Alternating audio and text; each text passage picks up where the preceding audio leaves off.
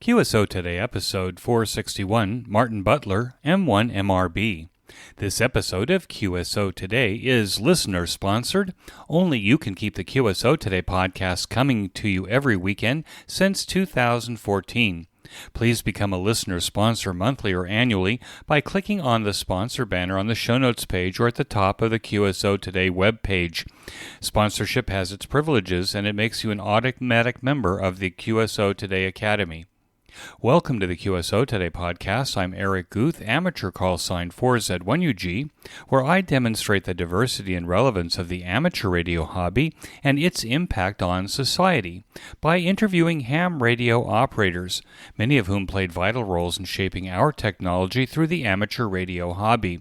And while many people might say, ham radio, do people still do that? This podcast demonstrates through in-depth interviews just how amazing, diverse, and dynamic the amateur radio hobby continues to be. The QSO Today Virtual Ham Expo has evolved into the QSO Today Academy, a virtual event and ham radio education entity that fits our new world post-pandemic. Join me at the Academy's first event during the weekend of September 9 and 10, 2023. With a growing list of presentations and speakers, the QSO Today Academy event will deliver a great opportunity to enjoy the best ham radio presentations and hang out with amateur radio operators, old-timers, subject matter experts, and your friends. If you are a listener sponsor of the QSO Today podcast, you already have a ticket and access to the growing QSO Today Academy content that now contains over 400 excellent ham radio presentations on just about any ham radio subject. Another good reason to become a listener sponsor. You can also buy a ticket by clicking on the banner on this week's show notes page, or visit the Academy website by clicking on the banner on this week's show notes page as well. The cost is $15 for a ticket. Either way, the weekend promises to be ham radio rich. Buy your ticket today. Martin Butler M1MRB is the co-founder, along with his son Colin M6BOY, and one of the hosts of the popular bi-weekly ICQ Ham Radio podcast. Martin had an early interest in electronics and a successful career in the computer industry in the UK. Martin joined the amateur radio ranks in 2000 and is an active committee member of the Sutton and Cheam Radio Society. M1MRB is my QSO Today. M1MRB, this is Eric, 4Z1UG. Are you there, Martin? Yeah, 4Z1UG, Mike 1, Mike Romeo Bravo. Great to hear you, Eric. And in many ways, it's nice to talk to you again. I think a lot of people think us podcasters don't get on, but that's far from the truth. This is the first time that you've been on my program, but I've been on your program once or twice and spoke to you and Colin before. So it's great to have you here. I don't know whether any of my listeners have heard your ham radio story. So why don't we start at the beginning of your ham radio story? When and how did it start for you? Okay, well, Eric, I'm a bit of a chatterbox, so you might have to stop me if I go too long. I'll redirect. How's that? Well, it kind of, for me, early years, I've always had an interest in electrics, and always. And up to the age of 13, I was probably always the naughty boy who brought something home from a junk sale. Dad looks at it and an old radio or something, and I'd be sent to bed. Why did you bring that bit of old rubbish home? And my dad, although in later life got into electronics and was a very, very good television repair guy, used to try and fix these things for me. And occasionally I'd hear big bangs from downstairs and all those sort of things. So I've always had that interest. What was the hometown, Martin? Where did you grow up? It's interesting because I was actually born in Folkestone in Kent, on the south coast, lived on the south coast of Kent until I was about 13. By that time, Mum and Dad looked at the area and thought, there's not a lot of work here, unless I could go into the building trade. And my dad was a very good carpenter at that time, but he didn't really want me in the building trade. And the only other thing was a brewery in the town, which is went out of business years ago. So they decided to move to South London when I was 13 and been in this area pretty much ever since. Kind of for me, Surrey or South London is really my homestead. I mean, I go to Kent occasionally, but I can't get warm about it, guys. If you live in Kent, I'm sorry, but my home now is really Surrey. I remember one Christmas, Mum and Dad bought me a Philips electronics kit. You remember the kits where you plug bits together and wires and you made buzzers? They had the little spring clips. Oh, yeah. Tinned wires, tin hookup wire. Yeah, so I had one of those and I loved it to bits and I wished I'd still got it. I've still got the book, but the rest of it went a long time ago. And about that time was in the early, late 60s. Pirate radio had just about finished in the North Sea, but we used to listen to all sorts of things and that. And then as I got into my secondary school, one of the last things you had to do was a project for science. And I wanted a record player at the time. So I went out and I bought the parts. I bought a little mono amplifier, valve amplifier, and a turntable and an arm. And being probably a 15-year-old, I didn't have much money, so this record deck was a pretty poor excuse for one, but it worked. And I remember having to work out how to track the arm and where to drill the hole on the bit of wood so the arm would fit. Anyway, with a bit of help from my father, I made a record player and used it for years. And that really got me into it. And then I came to school and I was doing my exams and my dad nearly fell off the chair when I said I wanted to stay on at school and do what in the UK was the A-levels. And he looked at me strange and I said, yeah, I want to work in a drawing office, Dad. I want to be a draftsman. And that is, for those of you who have no idea what a drawing officer and draftsman is, think of CAD, doing CAD, but building work for CAD.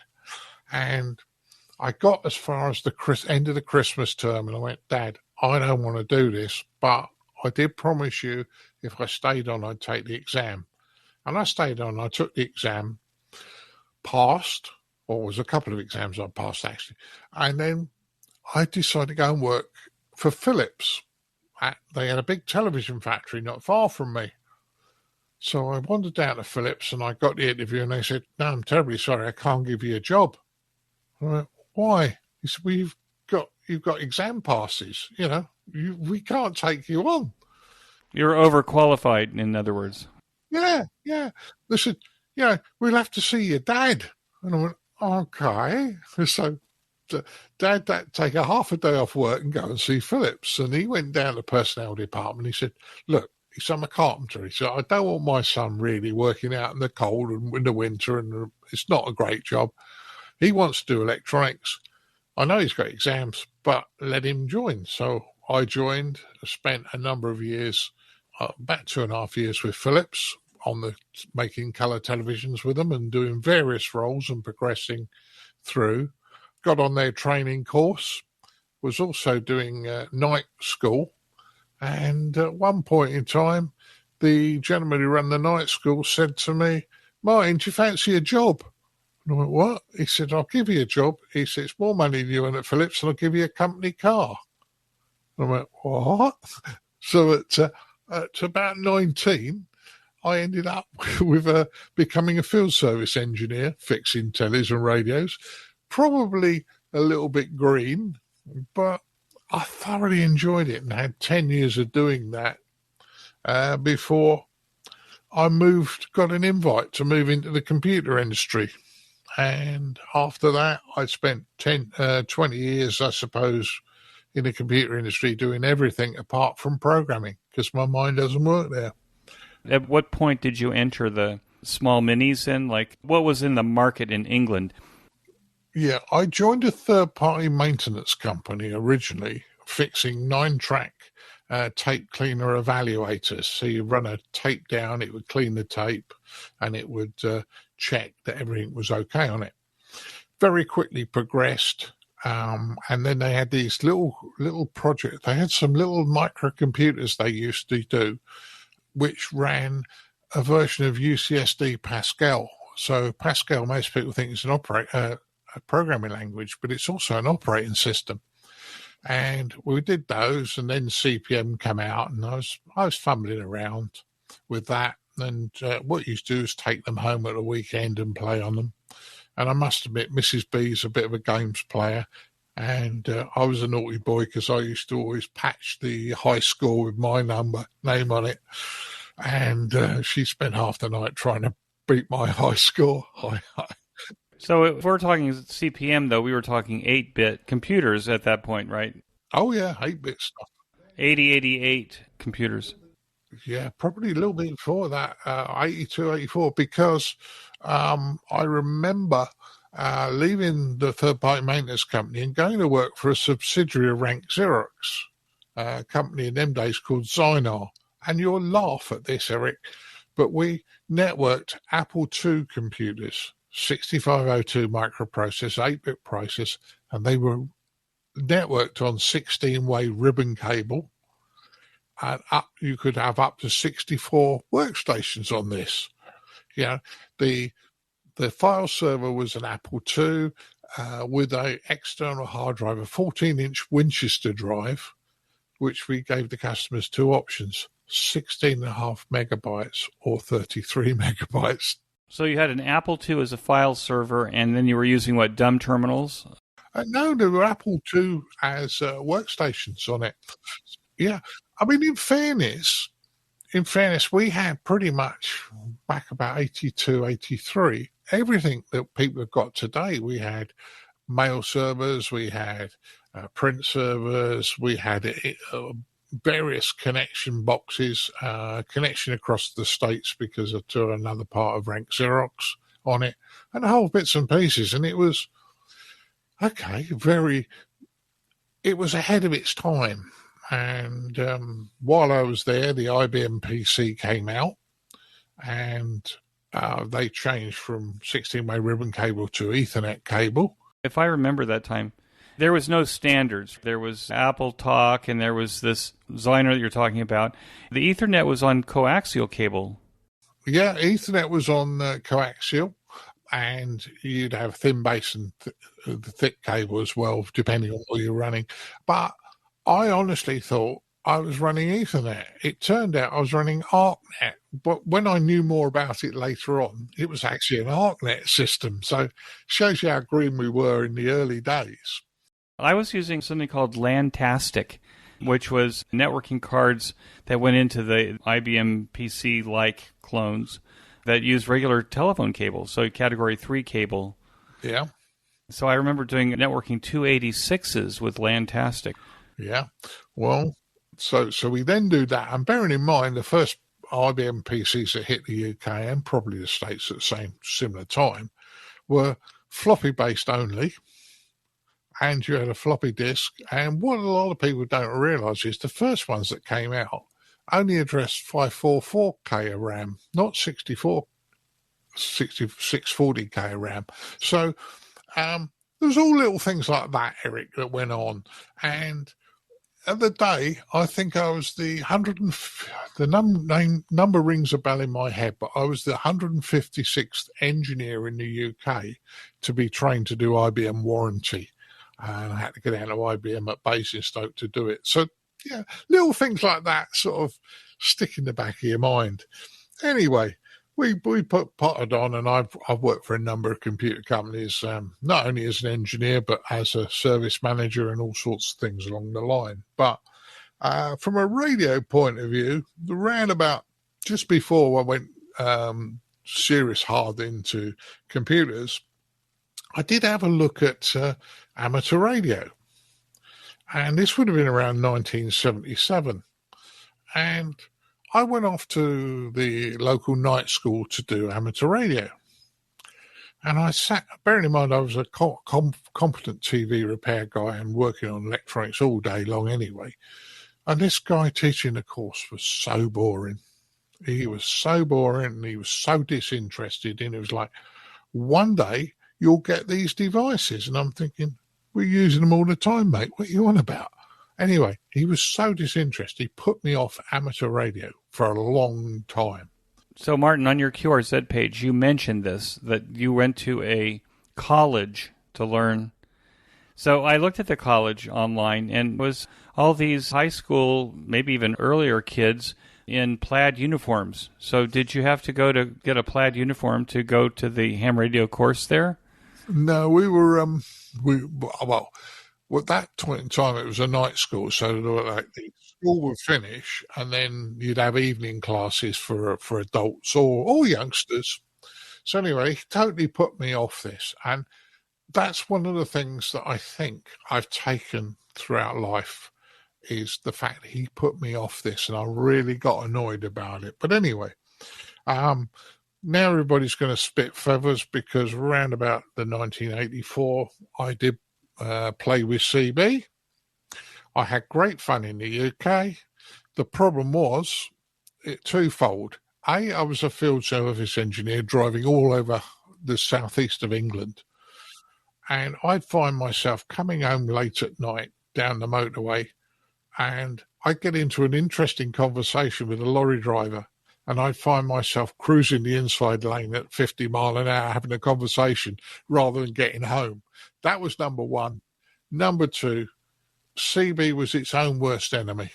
It became very popular very, very quickly, and there was so much noise on the band, and in the end you couldn't work somebody a quarter of a mile away because it was just heaving, and then everybody got fed up. Was that 27 megahertz in the UK as well? 27 megs. I never did the illegal stuff. I just didn't see the point in it, quite honestly. There were enough people on the standard stuff. That was a 5-watt AM radio, as I recall, crystal controlled. Yeah. Well, mine was synthesized, and okay, I can probably stick my hand up now. Mine was tweaked to about 8 watts, but yeah, okay. You got another 2 dB. Yeah, very little. But I was never a crocodile. Somebody has a linear amplifier, has all mouth and no ears. It's that's the way it is. Anyway, we did that, and that was a little bit of fun. And then I carried on through the computer industry, and it got to about 1999, and I was working for myself at the time, doing a contract on the railway, IT contract. And at lunchtime, I'm sitting talking to this guy, and he's an amateur, and I'm quite disappointed in the hobby that I was doing at the time. I was flying gliders, and the club always wanted me to become an instructor. I hadn't even gone solo, and they were pressuring me to become an instructor and one thing and another. And I was big into it, but I suddenly realized that I wasn't safe in my mind. I was flying to keep the voice in the back quiet, not what I thought was right. What do you mean by safe, then? I'll tell you my last flight very quickly. Well, flew at a place called Lasham, which is up the M40, just north of Reading, that sort of way. And I'd taken off, and we'd done various bits and pieces, exercises, and we were making our way back to the airfield.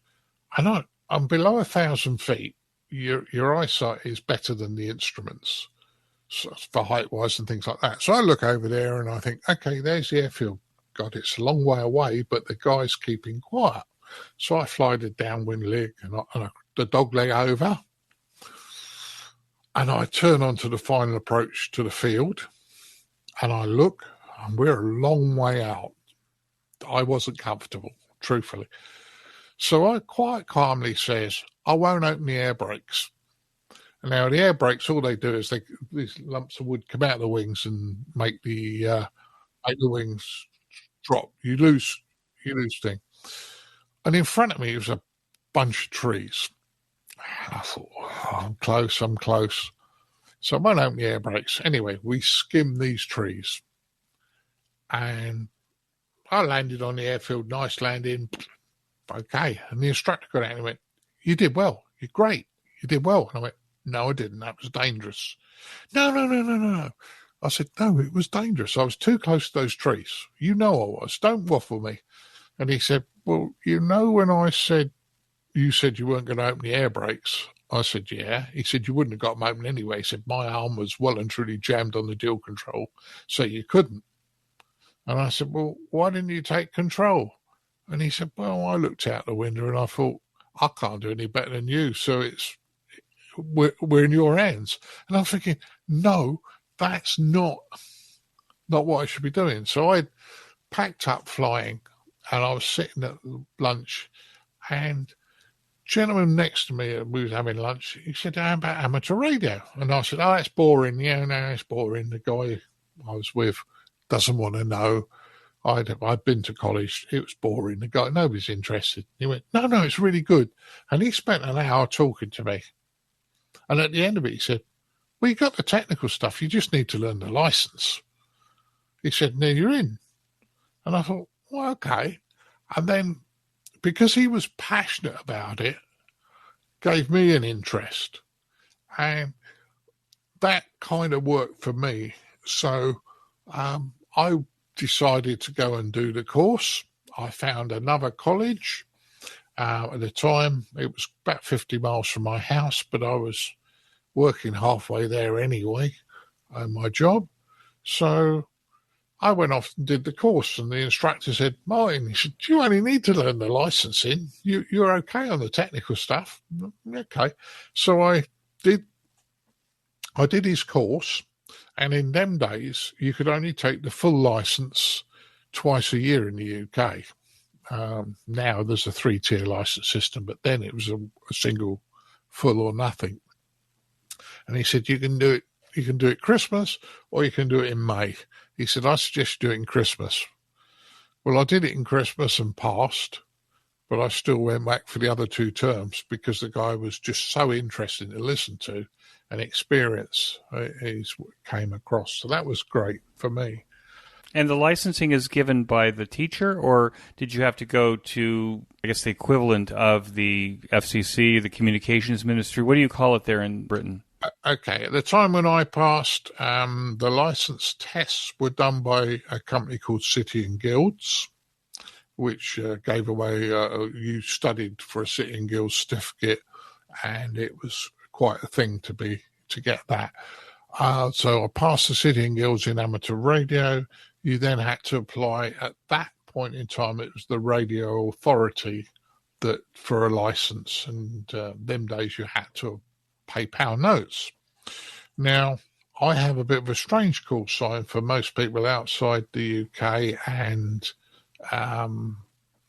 thing is that I'm an M1 and not an M0. Or a G0 or something, right? Yeah. Okay. The G's run out probably sometime early 90s, and we got M's.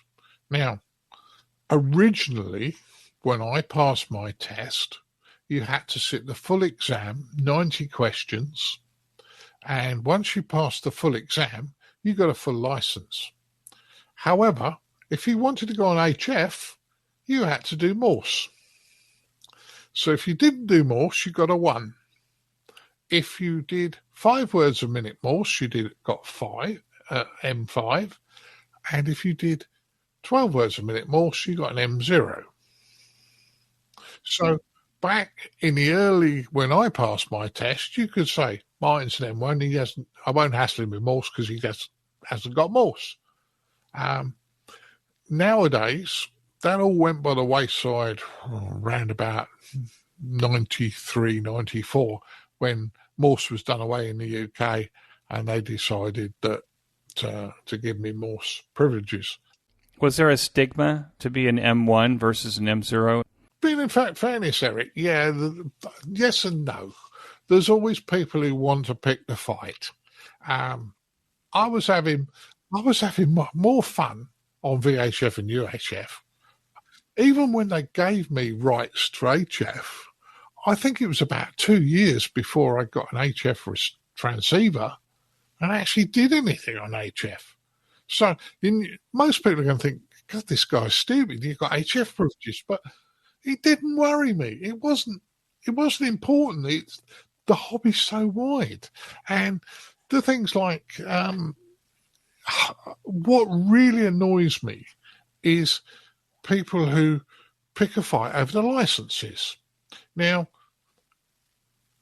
just a very quick one. I got asked to do a club talk one day. A podcast listener must have been about at least 10, 12 years ago, was over in the UK from the States, said, "Can I come to your club?" "Yeah, I'll pick you up from the station." So I'm trundling off to pick him up from the station, and I get a phone call from the then secretary. Says, "Martin, we're in trouble. Our speakers let us down. Can you do something?" And I went, maybe. So we were teaching courses, right?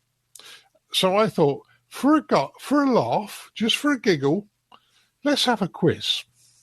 But let's use the foundation, the equivalent of your technician license, questions. So nobody's embarrassed. Nobody's going to get upset. Nobody's worrying about anything. So I said to the guys, sort yourself out in the groups.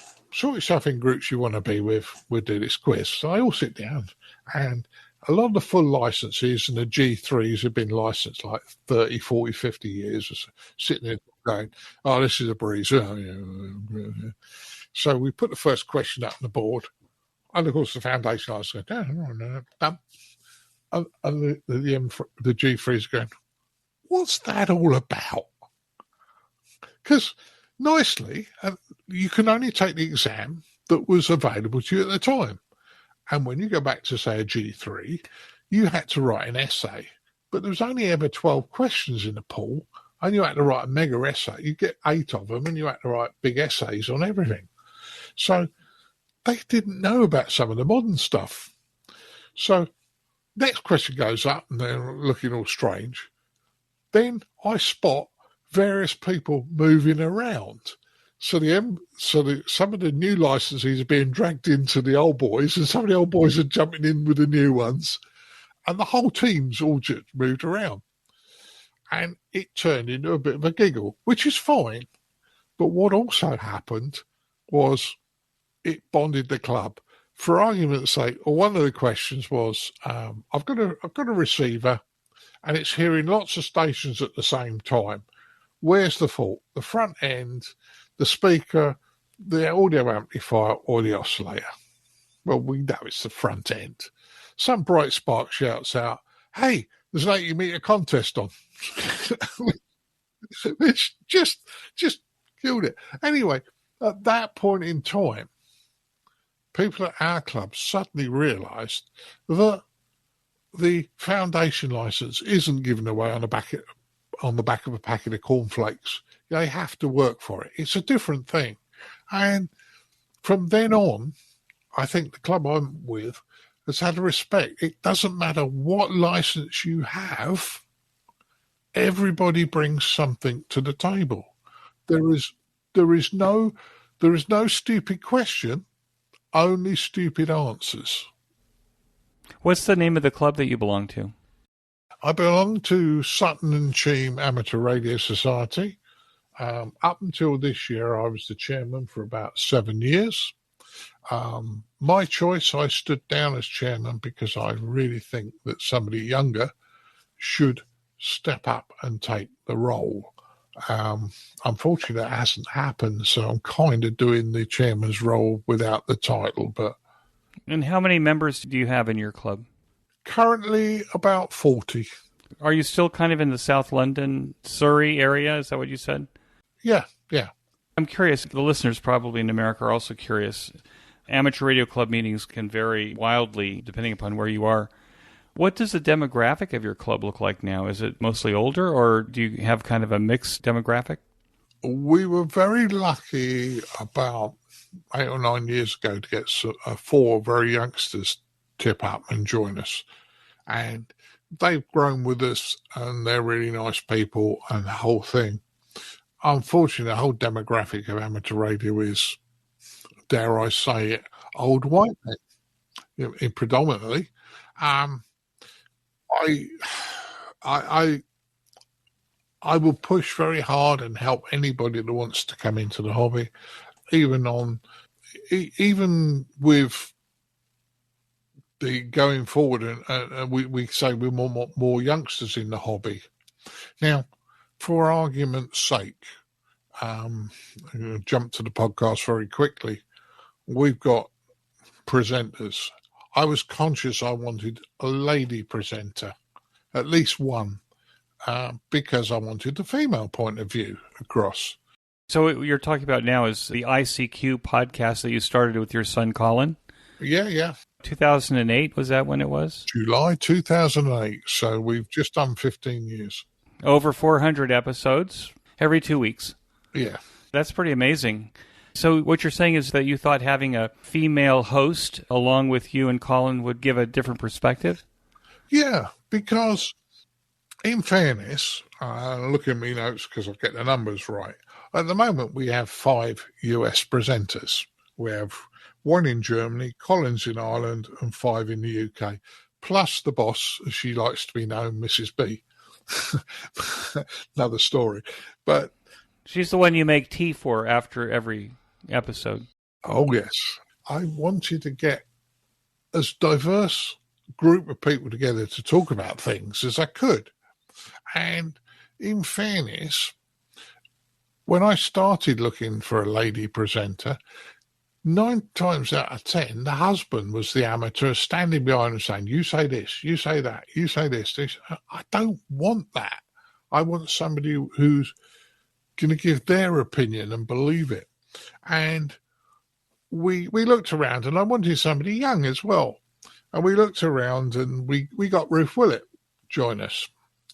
Now, Ruth's a lovely girl, and I'm old enough to be her granddad. Let's be honest about it. Me too, I'm afraid, yeah. But I said to Ruth, the podcast is not important to you. Join us when you can. Your education is more important than the podcast. And I still believe that. Now, that's me being honest to you about it, because I want that girl's got the whole of her life going forward. She'll join when she can, and she won't when she can't. The other little coup I think we got Karen Eve Murray to join us. Yeah, she's a lovely lady. She is, but she's also, I'm guessing that she's between us and Ruth. Yeah. She's presenting a different generation as well. Yeah. How does her perspective differ from your other presenters? Is she seeing the hobby differently than the rest of us? I think she has different points of view, and I think what's nice is we're lucky. Let's be honest. The RSGB, the ARRL, the AIO, sorry, I'm getting the course things mixed up, Australian Institute, and all those read the news. We discuss news from around the world. I might like it. Karen might not. But we never fall out.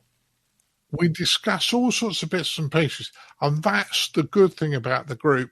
And Karen has said to me, it's so refreshing that I've worked in journalism a lot, and it's so refreshing that I can come and I can have my say. If I don't like something, I have my say. Nobody gets upset with me because it's valid. And I think that's the nice thing we've got. Everybody brings something to the table. And sometimes we go off at tangents. Sometimes we disagree. But in the end of the day, if we didn't have disagreements, it would be very bland, I think. And now this mid-show break. The future of podcasting and the QSO Today podcast is listener sponsorship. It keeps us lean and focused on providing you with the best ham radio interviews since 2014. I appreciate that the following people responded to my plea for sponsors and donations to keep the QSO Today project alive and healthy. There is a new section where I list the most recent sponsors and donors over the last 30 days. This list is generated automatically from my membership system. This week's new listener sponsors are James Mills, K8JKU, and Greg Lane. N4KGL has been a monthly listener sponsor for years. This week's new donors are Marciano Gemelli, KT2G, at $60, and Paul Ecker, W2ECK, at $25. You can keep the QSO Today podcast commercial sponsor-free by becoming a listener sponsor yourself. For $10 a month, or save 20% at $100 per year, you can become a listener sponsor. I'm now recording the QSO Today podcast as video interviews that are available only as a benefit to listener sponsors through our QSO Today community website. As I develop the sponsorship tier, I will add bonus content for listener sponsors. Listener sponsors also have a free ticket to the QSO Today Academy event September 9th and 10th, 2023. The benefit of listener sponsorship as an alternative to commercial sponsorship is that commercial sponsors influence the content and comments in the podcast. Commercial freedom allows a greater degree of freedom to discuss any ham radio subject without commercial consequence. I have eliminated all commercials in the QSO Today podcast from episode 445, with the exception of the Ham Radio Workbench podcast, as I think it's a serious asset to a well-rounded ham radio education. I'm not using Buy Me Coffee or Patreon, but my own system for managing the community that could form out of the podcast under the QSO Today Academy. I direct you to the sponsorship section of the show notes pages, beginning with episode 444, where I list all of the contributors to the podcast since 2014, including sponsors, donors, and hams who have paid for transcriptions. Our funding model is now value for value, where you trade with me your time, talent, or treasure that you think values the benefit of the QSO Today podcast to you. If sponsorship is not your interest, then you can make any size donation to the podcast by clicking on the donation button on the QSO Today podcast website at qsotoday.com. There is a slider that you can use to adjust the amount of your donation. If you want to make your donation monthly, click on the recurring donation box. It is the recurring donations that keep the lights burning. Finally, you don't have to contribute anything to listen to the QSO Today podcast. You can use my Amazon affiliate link before shopping at Amazon by clicking on it on the right side of the show notes page. This will signal Amazon to send us a small percentage of what you purchase. This is the most painless way to ensure that QSO Today will be here next week. I want to thank everyone who has contributed and will contribute to my effort to create this oral history of amateur radio since 2014. It will eventually all be in the public domain for hams in the future to enjoy. Be sure to become a listener sponsor or make a donation today. And now back to our QSO Today. Martin, what are we doing wrong in terms of attracting younger people into the hobby? I ponder this question all the time. I have a 9-year-old grandson of a friend of mine who is so excited about learning Morse code and learning electronics that he comes to me every week now for an hour. My wife and I give him cookies and milk after he walks home from school. But to have a kid who's excited about electronics and Morse code is so rare these days that I'm pinching myself to wonder if this is really true. What is it that we're not doing that we can't instill that kind of passion in lots of kids that we're not doing now? Do you have any thoughts on this? I do, and you've got me on my soapbox now, haven't you? Well, that was the point, I guess. I think the problem we've got today, over years ago, there's always been bad people around, but news travels so quickly. So parents nowadays are very protective of their children. Not saying they shouldn't be, but overprotective. You can't go out, I'll have to go with you, blah, blah, blah. And society has made it so that when you do training courses or whatever, you have to be certified and go for these tests and one thing and another. I agree with that, but society has literally wrapped children in cotton wool and they're not allowed to go out. I mean, Boy Scouts in the UK are not allowed to carry a knife. Well, what? How do you whittle? What do you whittle with? No, you don't. You don't anymore. You can't do that anymore. You know, we've gone overprotective. Now, number two, your young chappie that sees you, you've got passion about what you're doing. You're passionate about it.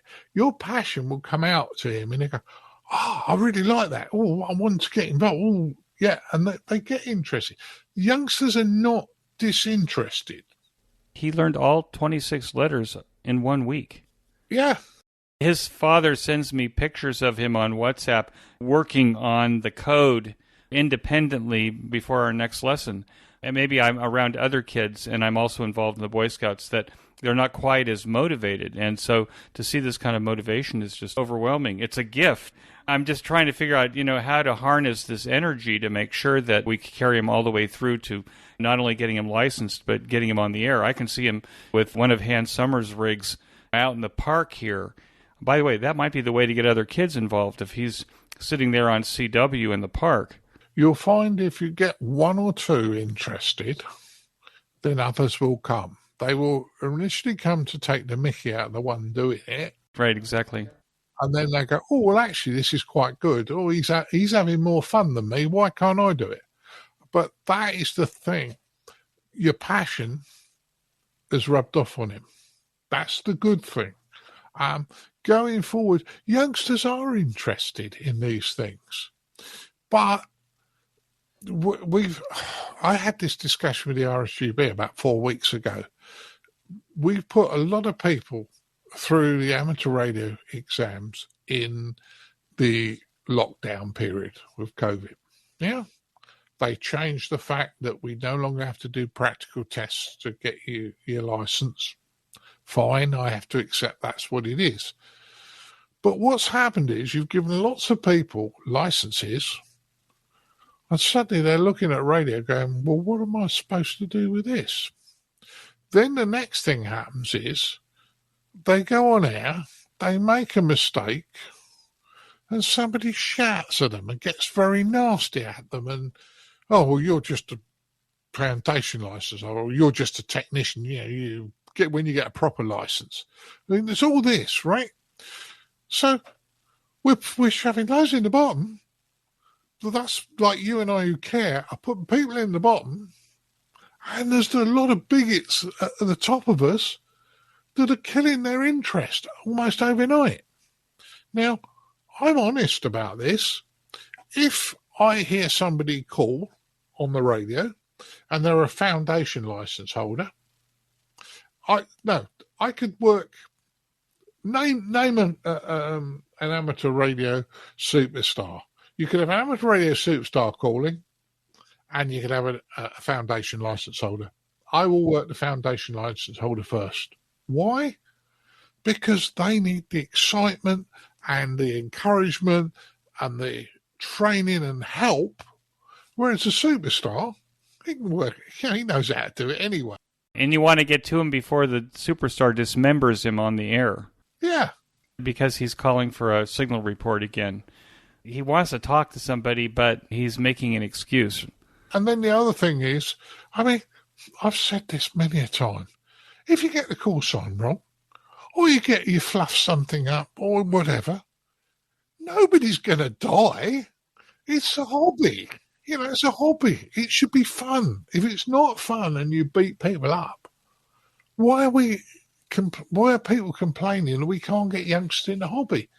Because a lot of members of our hobby give them such a hard time and they come in. So, Martin, what efforts are being made to follow up with new licensees who they got their licenses maybe during the COVID pandemic? They're not on the air. What steps are being taken in order to kind of bring those people into the fold? Well, I know that Essex Hams, who I'm quite involved with, in fact, I'm technically a member, they run courses. They also do follow-ups on one thing or another. And providing somebody hasn't chased off that person and dissuaded them from the hobby, they try and do as much as they can. I know the RSGB have got things in place, but we tried running a course in South London. One day, you've got your license, come along. We'll do the morning where we'll do the practicals you would have done if you'd have done it in the early days, which I still believe the practicals are very, very useful. How to tune an antenna, how to make an HF contact, how to make a VHF contact. Get them to do that. Basic operating skills, how to put your rig together, how to do the safety things in life. But do you know what? And then the second half of the day was supposed to be a total questions and answers. These guys, they'll answer any question you want. So I booked the hall, and I got a response from 2 people, and they were both from our club. So I cancelled the course in the end, and we did that with our 2 people at the club on a club night. I find that amateur radio clubs tend to hold on to old traditions. I think one of the worst traditions that amateur radio clubs do in the 2020s is they have the business meeting when they start. They talk about the minutes from the last meeting, and they have the treasury report, and they have all this stuff. And I think it's a recipe for people not coming back. What do you think about that? Well, I agree with you. Seems like you could do all that stuff on Zoom. Yeah, but in fairness, I've been on the committee. I've been the chairman. I'm still on the committee now. We have a committee meeting where that is discussed. We only ever discuss nuts and bolts at our annual general meeting. Now, because of the way things have got over the COVID and people worry to come out, we made a conscious decision that our monthly meeting, which is usually a lecture of some description, we would do online. We would do a Teams meeting. And the beauty of that is our monthly meeting allows us to get speakers from further afield, not often in, and sometimes not even in the UK, but we got a better selection. And for those that are still worried about going out and meeting people, or it's a bit dark and I don't really fancy going out, that meeting still happens once a month, but it's online. We also have, every Monday night at the Scout Hall, a general radio meeting. Now, what that is, and I would say to you, Eric, if you came along, I'd say to you, Eric, if you're bored, it's your own fault. You know, we have no agenda. So somebody will turn up with something they've built, or they want help setting up an antenna, or they want, or they want to operate, go get the radio out of the cupboard, you can operate. Whatever you want to do on that Monday night is valid. So you will find that the groups tends to split up into 5 or 6 little different groups. And my only downside to that is I wished I could get round all 5 groups to see what's going on, because they're always interested. But no, well, that's how we do it. And now, whether that's the right way to do it, who knows? But it works. And as I said to you, there's no bad questions, only bad answers. So, we encourage people, if you want to know, ask. Do we communicate with the non-ham public enough? I say this at the beginning of my podcast, ham radio, do people still do that? The problem is I keep running into people every day. If I talk about ham radio, they'll say, ham radio, do people do that? It seems to me that we're not communicating well enough to the general public, that we're still around. We're not a dinosaur that's extinct. What do you find in the UK? Are you guys communicating that to the general public? We're trying to, and once again, you're getting me off my soapbox. Let's face it. If we go and do an event, let's say there's a local school fete or a fair or whatever, we don't have the ability to put go-to stations on like the States. But we'll put an amateur radio station on, and 99 times out of 100, all you see is a couple of old boys screaming at a microphone at the back of a tent, right? Now, if I'm a father, well, I am a father, but if I was a father with a 10, 11, 12-year-old, yeah, and the kiddie's going to come down, he's going, wow, Dad, look at that. Oh, I want one of those. Well, as a parent, you know that there's a fair chance he's not going to be interested in about 3 months' time. He or she, I should say he or she, not going to be interested in 3 months' time.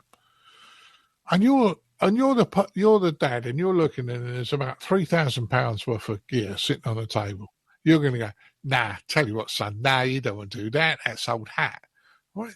Whereas, and I've been labouring this one fairly hard for a long time, whereas we should be there with handy talkies, No, albeit people are going to upset me for Balfang, saying Balfangs or whatever. Doesn't matter. Handy talk is to the local repeater or somebody the other side of the park or wherever who you've always got a contact with.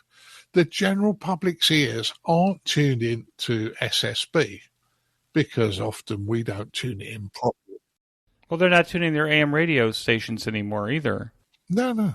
So the thing is, if you've got a walkie-talkie and you're showing that, and Dad comes around and the kid goes, well, yeah, how much they cost? Well, about £25-30.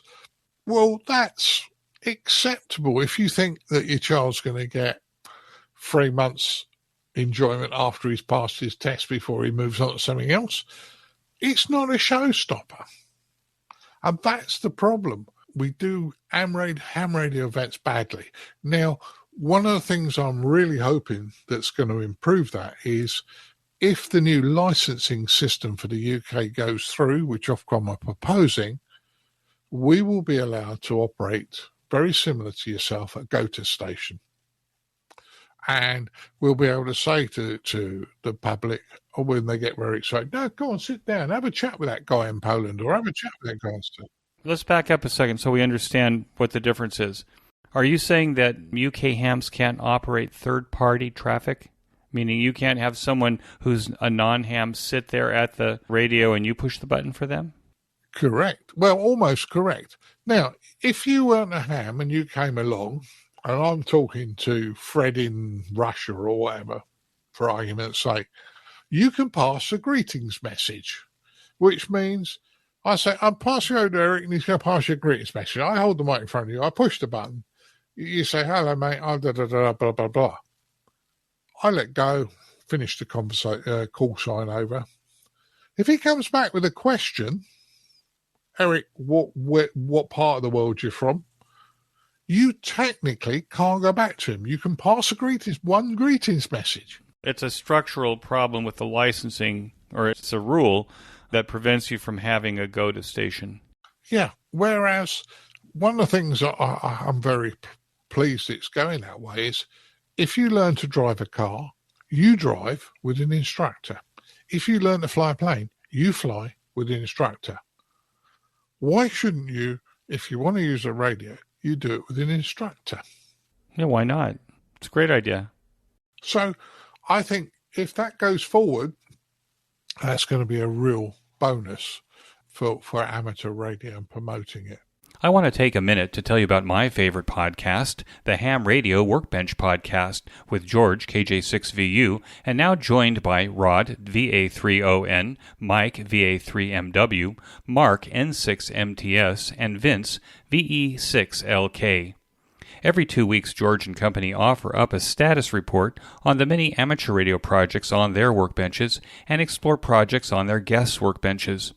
This group is project active and prolific, covering many technical areas of amateur radio.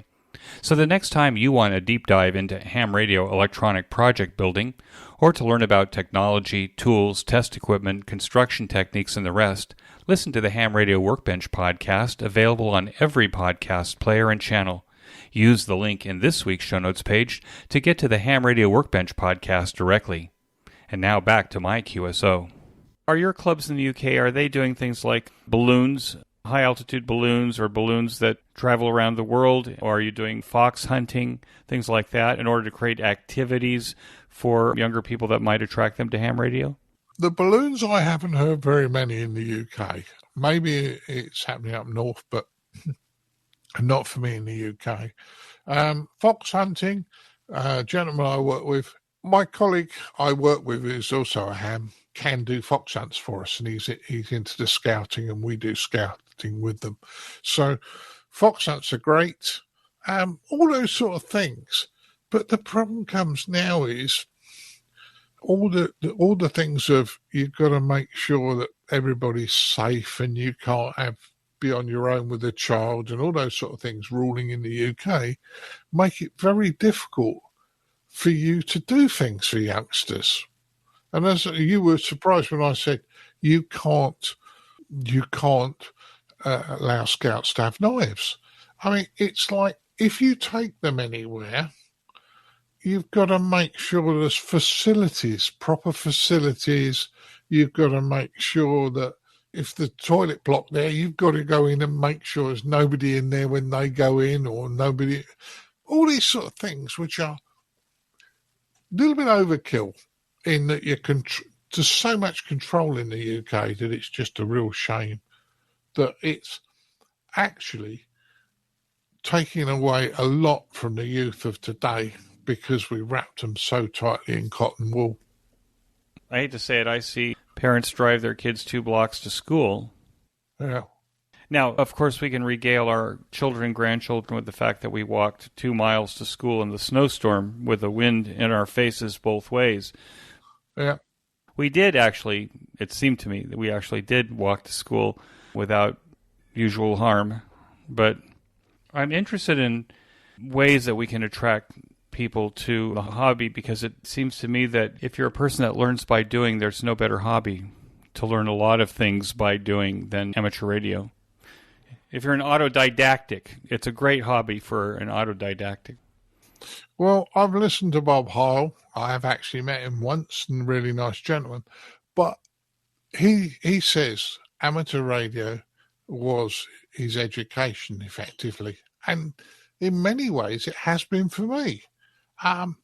When I was at school, I didn't care about geography or history. No interest at all. Because all what happened is our teachers used to sit us down, put a film on and leave the room. What do? Whatever we wanted. We didn't watch the film. We weren't interested. And was I interested in some black and white film from like 1930s about some volcano? Well, no. But amateur radio, if you think about it, what does it actually bring to our knowledge? Language, geography, history, science, technology, and understanding. And we are, as often said, the first social media. You know, youngsters think they're very clever by writing all these 2-letter abbreviations in their text messages.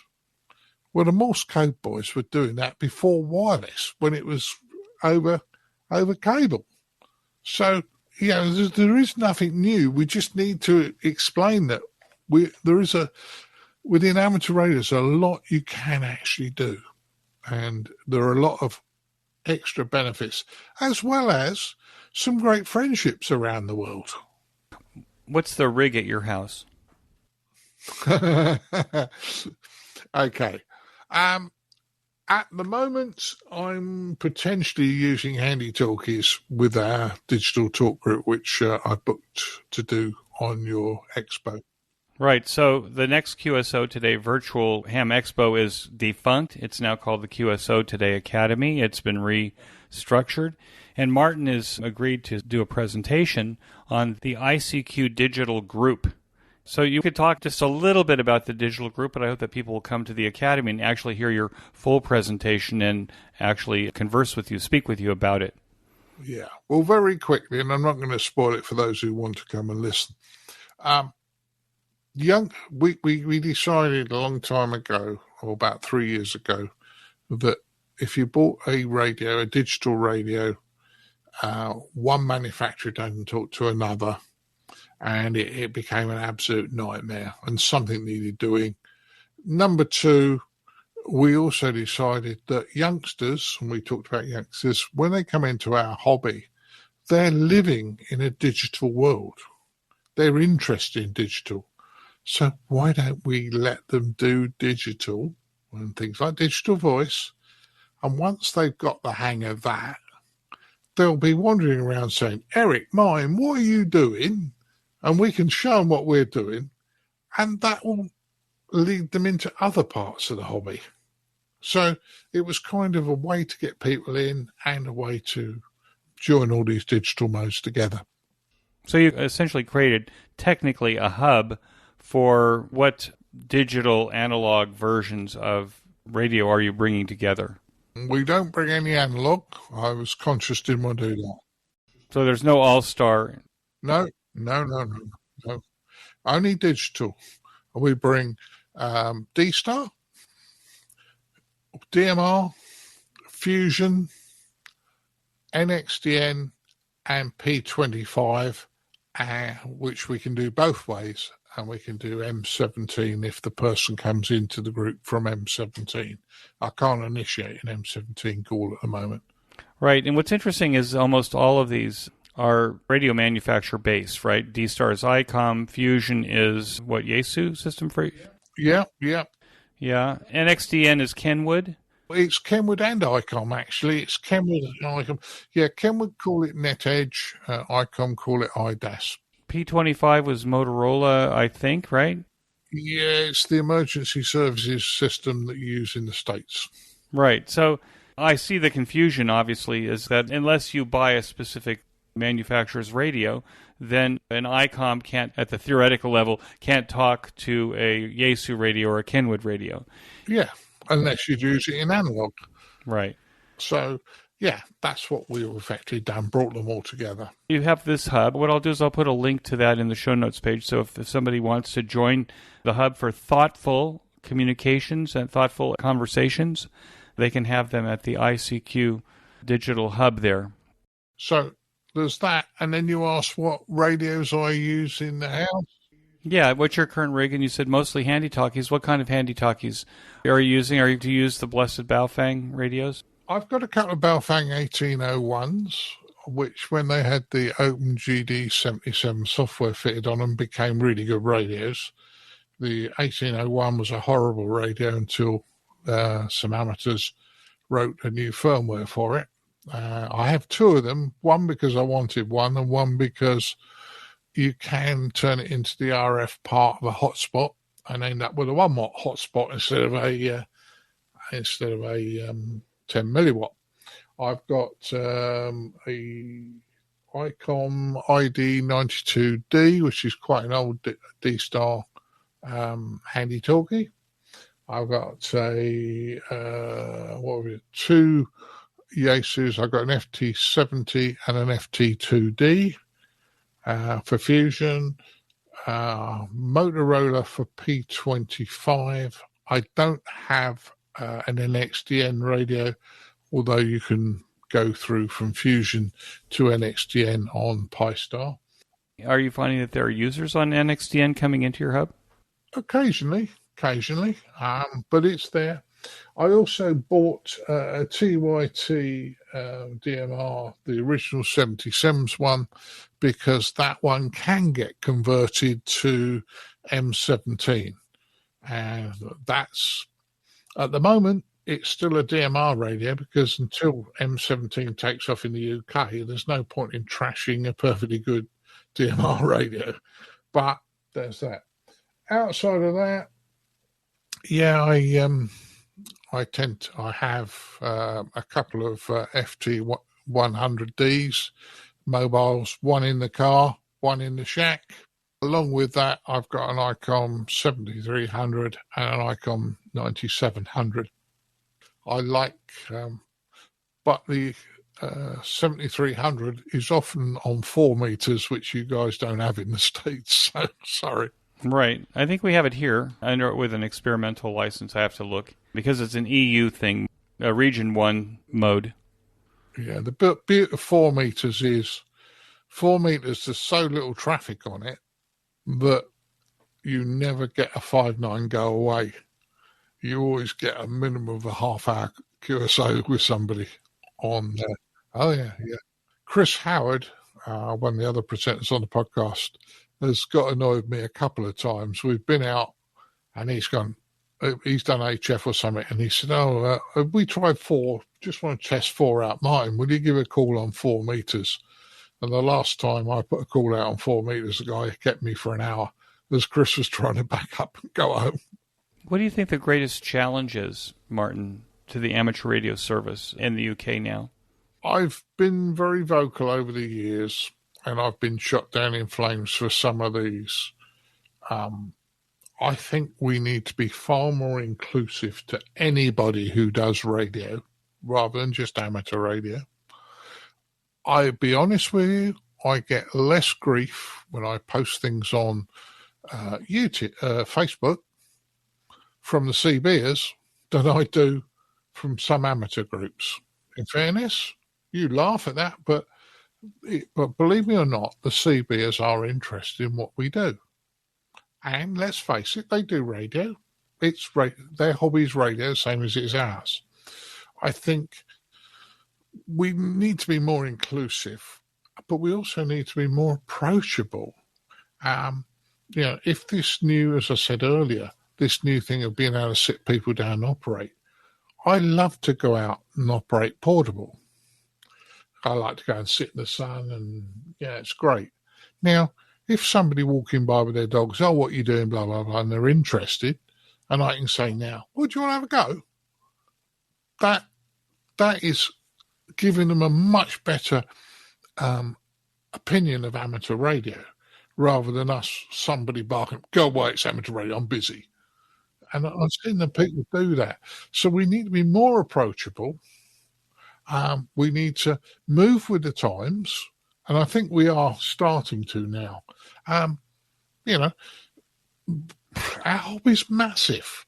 I mean, so many people say to me still, what I'm doing with the digital stuff, oh, well, that's not real radio. Well, rock back just a little bit when they say that. Do you use repeaters? And they go, yeah. Well, I use a hotspot. That's my local repeater. I had somebody today on one of the American DMR hotspots say to me that if he didn't have his DMR hotspot, he wouldn't be on amateur radio anymore. He's living in a retirement home, and they don't allow antennas, and that gives him his connection. I mean, he's been a ham since the early 60s, so he's still connected to amateur radio because he has a DMR portable and a hotspot in his retirement home. I think we need to be a little bit more open. Martin, what do you think about this? I think that anybody that uses radio in some kind of way, meaning let's say they're doing model airplanes and gliders, for example, that's radio and requires some radio expertise. I think every emergency group, probably the City of London has emergency groups that may not include hams, but they've got equipment that nobody knows how to use. It seems to me that there's all kinds of opportunities for amateur radios to demonstrate expertise and maybe some willingness to open their hearts a little bit to people that just because of the expertise that we bring to the program. What do you think about that? I do, and I think it's, like you say, it is a matter of you have to bring to the thing. Another quick story. We were asked to set up a special event station at a small scout group, a younger Cubs and Scouts. And, like always, the HF station was there. However, we took along some license-free, half-watt license-free handy-talkies, walkie-talkies. In the UK, at that point in time, there were 8 channels. There's 16 now, but there was 8 at the time. Well, I've got to tell you, we put them out on effectively hire, free hire, and the kids would come, they'd sign for it, they'd take it off, and they had to bring it back in half an hour. I've got to tell you, anybody else who was trying to use those 8 frequencies within about a couple of miles of that area had no chance. The kids thoroughly loved it. They were running around screaming and hollering into these radios. Great. Now, you could say, that's not amateur radio. Dead right, it's not. Three of them came back and said, here, mister, that big radio you got, that's far more interesting than what I got. And they stopped and chatted to us. Great. And they were more interested. But the thing was, for all those kids who've picked up a walkie-talkie and screamed and hollered into it as they were running around, that was education to them. They didn't realise it, but they now know how to use a walkie-talkie or a handy-talkie, whichever part of the world they come from. So, in an emergency, they'll pick it up and they'll push the PTT button and they'll talk. Now, let's face it, most people are mic shy. Every one of us, when we got into the hobby, was mic shy. So, doing little things like that.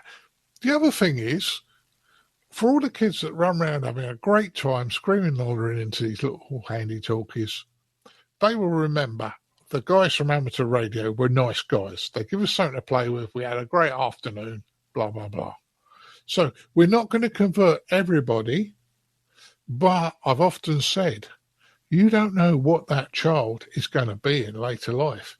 They might be the planning officer at your local council when you're trying to put an antenna up. He's the guy that's going to give you the permit for your tower. Yeah. So they might look at it and go, well, actually, I remember some amateur guys. They were really nice to me when I was a kid. Blah, blah, blah. So it's not only for that, but it's involvement. It has to be fun. We've got to make amateur radio fun. We've got to keep people involved. And for those that do it, we've got to stop them chasing away the new licensees. But we've got to start embracing them in what we do.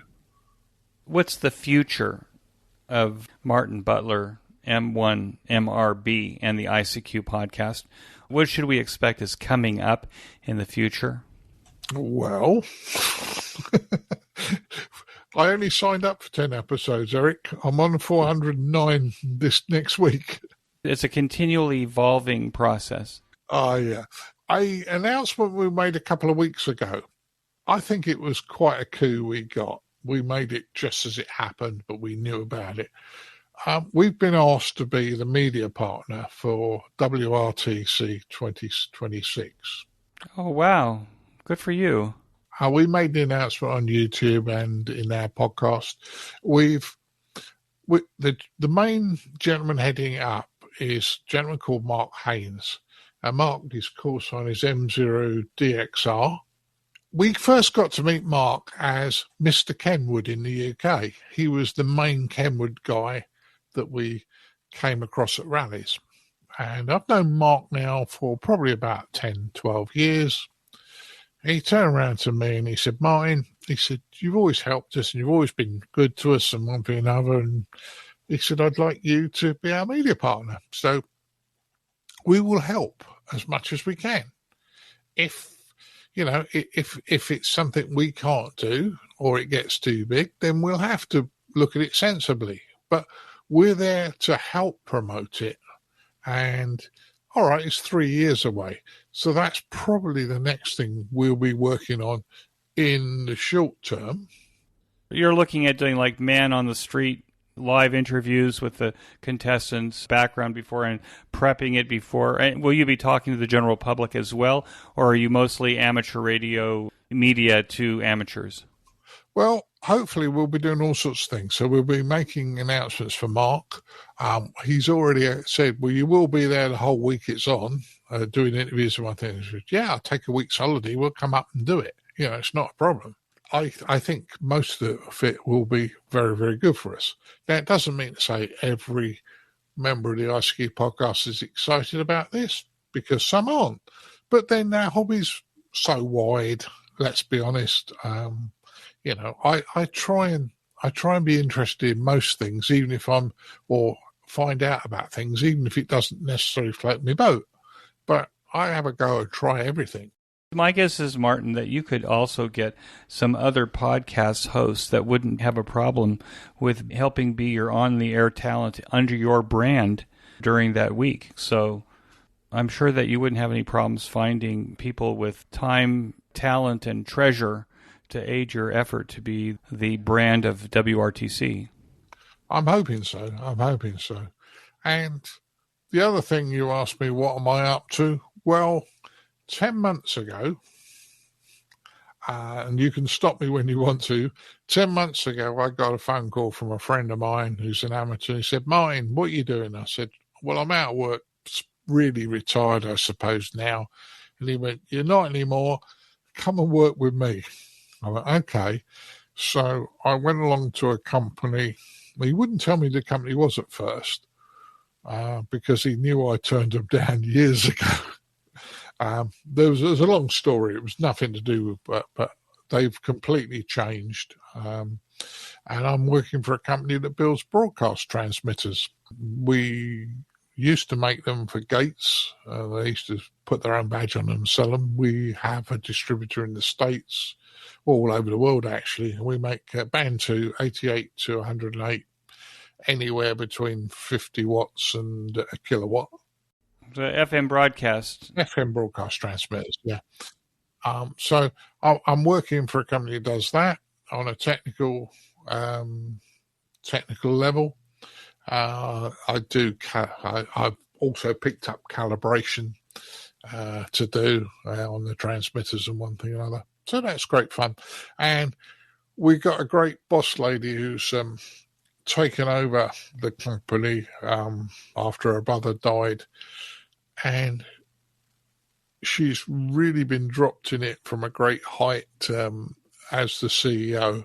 And we'll help her. We'll help her. But she's very positive and very excited about everything. And you don't mind doing extra bits and pieces for the lowly, you know? It's an amazing thing that in 2023, there's a push to build FM broadcast transmitters. I mean, I was under the impression, and I even had this conversation last week with Richard Redmond, W6TIA, who happened to be a broadcast engineer and in the business for years and years. It seemed like radio could go away on the one hand. On the other hand, at least in the United States, they rely on radio for emergency broadcast messages. So it's kind of very nice to hear that people are going to continue to build FM broadcast transmitters. Yeah. Well, the lower power ones, I believe, and we have an order from the States, but the lower power ones, I believe you guys use in drive-ins. So in the old days, I think. In drive-ins? Yeah, where people used to put the speaker in the car. We have to find out from the listeners whether there's still drive-in theaters. Well, from what I can understand, or wherever, or stadiums and things like that, you know, low power, 50-watt low power transmitter. People listen to the stuff on listen to the soundtrack on their car radio. On the car radio. They have mega churches, I guess, in America that have drive-in services. You don't even have to put your shoes on to... Yeah, that sort of thing. It's still great. I'm enjoying myself, and in fairness, you know what it's like doing podcasting. You're twice as busy as me because you do it weekly and I do it fortnightly, but I get busy weeks and I get manic weeks, and you've caught me at the end of a busy week. That's all. No, it's all in all, I think I'm pleased I've gone back into employment. And for as long, and I've said to them, for as long as you want me, if I'm no longer needed, just tell me. I'll find something else or I'll do something else. I've got plenty to do. I haven't met anybody in their retirement that's not busy for some reason, that they're not feeling slightly overscheduled. Anyway, Martin, I want to thank you so much. This has really been fun. I have enjoyed in the past talking with you and Colin, and I enjoyed this as much this time. So I want to thank you so much for joining me on the QSO Today podcast and wish you good luck in 73. Yeah, thank you, Eric. And I'm sorry if I went long and verbose, but enjoyed every minute of it. 73. That concludes this episode of QSO Today. I hope that you enjoyed this QSO with Martin. Please be sure to check out the show notes that include links and information about the topics that we discussed. Go to www.qsotoday.com and put an M1MRB in the search box at the top of the page. You may notice that some of the episodes are transcribed into written text. If you'd like to sponsor this or any of the episodes into written text, please contact me. Support the QSO Today podcast by first joining the QSO Today email list by pressing on the subscribe buttons on the show notes page. I will not spam you or share your email address with anyone. Become a listener sponsor monthly or annually by clicking on the sponsor buttons on the show notes pages. Your value for value support is recognized on the QSO Today podcast and in the weekly show notes. Use our Amazon link when you shop on Amazon. Clicking on this link before you enter Amazon will allow Amazon to pay us a small commission on what you purchase. This is a very painless way to support the QSO Today podcast. QSO Today is syndicated on every podcast platform, including Spotify and the iTunes Store. Until next time, this is Eric for Z1UG 73.